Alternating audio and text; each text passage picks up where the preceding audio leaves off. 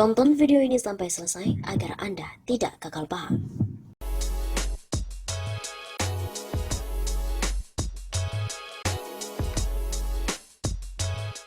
Bushro ungkapkan bahwa SBY ini tidak represif dan seganas Jokowi. Ketua Pimpinan Pusat Muhammadiyah Bidang Hukum dan HAM, Bushro Mukodas menyebut Presiden Joko Widodo lebih represif dan ganas ketimbang Presiden SBY atau Susilo Bambang Yudhoyono. Hal itu disampaikan Bushro saat menjelaskan kelahiran RUU Cipta Kerja di seminar daring RUU Omnibus Law Cipta Kerja ditentang, dilanjutkan, dan dipaksakan. Acara ini digelar oleh Ilmu Pemerintahan Universitas Muhammadiyah Yogyakarta atau UMY pada hari Jumat 7 Agustus dan disaksikan di kanal YouTube kampus tersebut pada hari Sabtu 8 Agustus. RUU ini lahir di era Jokowi yang seorang sipil bukan militer. Kalau saya bandingkan dengan SBY, dia jenderal cerdas, tapi masih punya tepos liro atau tenggang rasa. Dia tidak represif, seganas seperti yang sekarang. Begitu kata Bushro. Mantan Ketua KPK ini pun mempertanyakan perbedaan Jokowi dan SBY. Mengapa Jokowi yang sipil seperti itu bisa punya kekuatan powerful? Siapa di belakang dan di sekitarnya? Garis besarnya elit oligarki dan elit bisnis yang namanya sering beredar. Bushro semula juga menjelaskan saat ini segitiga negara, masyarakat sipil dan juga sektor swasta timpang. Kekuatan masyarakat sipil itu sekarang kecil dan jauh pengaruhnya terhadap negara. Justru yang dekat dengan negara adalah sektor swasta, taipan-taipan. Menurutnya, perselingkuhan terbuka antara negara dan swasta ini berpengaruh pada politik legislasi sehingga muncul sejumlah undang-undang anti-demokrasi, seperti Undang-Undang KPK, Undang-Undang ITE, dan Undang-Undang Mineral serta Batubara. KPK dibikin serok, Undang-Undang Minerba pengesahannya tertutup dan cepat abaikan masyarakat sipil. Undang-Undang ITE pasal 27-28 itu untuk menggebuk aktivis. RUU KUHP pada 5-6 pasal yang sangat represif. Ngeri sekali. Begitu lanjutnya. Untuk itu, ia mempertanyakan politik legislasi anti-demokrasi yang lahir di masa kepemimpinan sipil Presiden Jokowi. Sejumlah undang-undang itu pun wujud pelanggaran prinsip hukum, termasuk Undang-Undang Dasar 1945. Artinya, pemerintah sekarang ini sedang asyik dengan pembangkangan konstitusi. Politik legislasi anti-demokrasi itu membuat segitiga timpang makin membusuk. Negara dimasuki sektor swasta. Begitu besar pengaruh sektor swasta terhadap kebijakan pemerintah dan semakin kecil peran masyarakat sipil. Bushro juga menyebut produk-produk hukum itu menunjukkan negara makin tidak berdaya menghadapi gerakan sektor swasta. Mereka mempengaruhi pejabat-pejabat sehingga menggunakan menjual belikan serta menyalahgunakan pengaruh sebagai jabatan, termasuk dalam penyusunan RUU. Ia pun mengajak mahasiswa dan aktivis kampus bergerak setelah langkah PP Muhammadiyah menolak pembahasan RUU Cipta Kerja. Jika didesain untuk mengabaikan masyarakat sipil dan menggelar karpet merah untuk investor asing. Saya optimis kampus di Jawa bisa mempelopori deklarasi bersama. Ini akan punya pengaruh psikopolitik ke pemerintah. Pengajar ilmu pemerintahan UMY David Effendi juga menyebut RUU Ciptaker punya kekurangan sangat parah secara moral, ekonomi, politik. Moral ekologinya juga tidak ada, padahal pembangunan itu juga harus memperhitungkan kelestarian lingkungan hidup tempat manusia bergantung. Apalagi pandemi COVID dapat menjadi momentum. COVID seharusnya jadi pukulan telak bagi RUU ini karena kerusakan ekologi dari belahan bumi manapun dampaknya ke semua. David juga mengatakan RUU Cipta Kerja merupakan RUU paling oligarkis di muka bumi. Ini RUU Cipta Oligarki, pegiat UMKM dan buruh tidak banyak diuntungkan. Tidak ada politik harapan yang bisa ditumbuhkan dari RUU ini.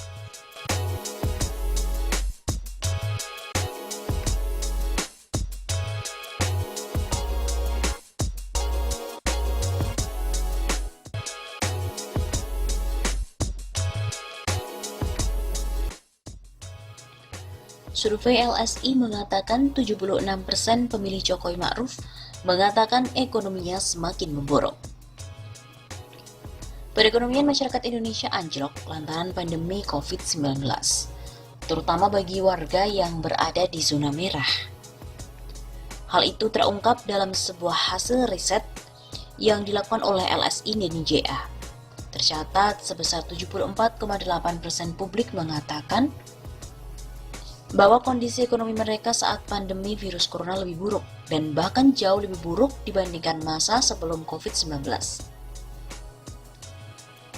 Hanya 22,4% yang mengatakan bahwa kondisi ekonomi mereka tidak berubah dibandingkan dengan masa sebelum COVID-19.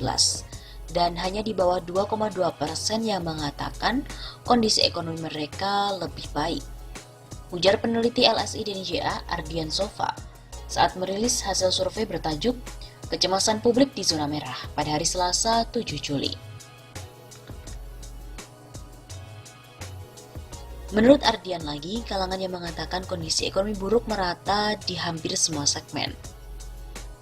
Baik mereka yang kelas ekonomi atas maupun wong cilik, berpendidikan tinggi maupun rendah, tua ataupun muda dan semua konstituen partai politik. Mereka yang mengatakan kondisi ekonomi buruk juga mayoritas di pemilih Jokowi Ma'ruf maupun pemilih Prabowo Sandiaga Uno.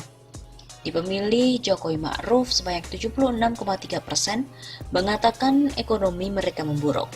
Sementara di pemilih Prabowo Sandiaga sebanyak 74,2% mengatakan kondisi ekonomi juga memburuk. Sementara itu pada segmen pemilih PDIP, partai pemenang pemilu sebanyak 77,8% mengatakan bahwa ekonomi mereka memburuk. Pada konstituen Golkar, sebanyak 74,2% mengatakan ekonomi mereka memburuk. Pada segmen pemilih PKS yang biasanya memilih musim kelas menengah yang tinggal di kota, sebanyak 70,7% mengatakan ekonomi mereka memburuk. 6 bulan dilanda pandemi COVID-19, tingkat kecemasan publik atas ekonomi mereka berada di zona merah. Mayoritas mereka mengatakan ekonomi mereka memburuk di atas 70% dan mayoritas khawatir mereka tak mampu lagi memenuhi kebutuhan pokok, yaitu di atas 80%. Sepanjang LSI DNJA melakukan survei opini publik sejak tahun 2003, tak pernah ada kecemasan publik setinggi ini. Begitu tutur Ardian Sofa. Karena itu, menurut Ardian, pemerintah sebaiknya menghindari untuk membuat kebijakan yang semakin memperburuk kondisi ekonomi warga. Kondisi masyarakat saat ini ibarat rumput kering yang mudah terbakar, sebab persepsi publik berpotensi mengubah krisis kesehatan menjadi krisis sosial dan politik. Pemerintah dibantu sektor swasta sebaiknya fokus untuk mengerahkan segala upaya menghidupkan kembali sentra-sentra ekonomi. Diketahui survei tersebut dilakukan oleh LSI DNJA secara tatap muka pada 8-15 Juni 2020, menggunakan 8.000 responden di 8 provinsi besar di Indonesia, yakni DKI Jakarta, Jawa Barat, Jawa Timur, Jawa Tengah, Banten, Sulawesi Selatan, Sumatera Utara, dan Provinsi Bali. Sementara margin of error sekitar 2,05%, survei juga menggunakan riset kualitatif yaitu analisis media dan in-depth interview untuk memperkuat temuan dan analisisnya.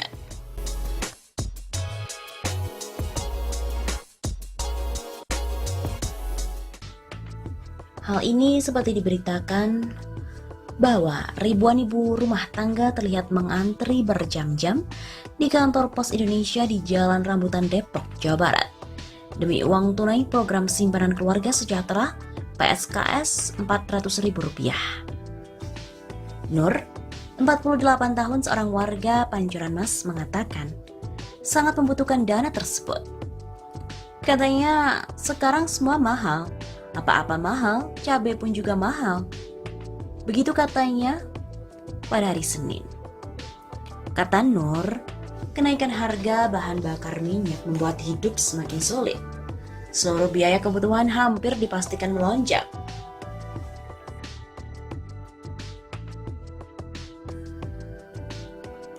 Banyak warga yang menyesal pilih Jokowi, begitu ujarnya. Warga lainnya, Daryono, mengatakan uang Rp400.000 yang dibagikan pemerintah bisa saja habis dalam sekejap. Palingnya cuma cukup buat 3 hari, langsung habis. Buat anak biaya ongkos sekolah, istri belanja. Begitu katanya. Sementara itu, Kepala Kantor Pos Indonesia Cabang Depok, Uman Mulyana, mengatakan hari itu merupakan pembayaran yang dilakukan sebanyak 7 titik pelayanan di Jalan Sentosa, Kantor Pos Perunmas 1, Kantor Pos Pancoran Mas, Kantor Pos Depok Timur, Kantor Pos Cimanggis, Kantor Pos Sawangan, dan Kantor Pos Cinere. Dalam mengantisipasi penumpukan RTS, maka pihak kantor pos membagi dalam 2 hari agar tidak menjadi penumpukan. Untuk pengambilan dana bantuan langsung tunai pun berbeda dengan tahun-tahun yang sebelumnya, karena dana tersebut akan tersimpan di dalam rekening giro pos masing-masing si penerima. Beda dengan tahun lalu yang dikembalikan ke pemerintah bila tak diambil.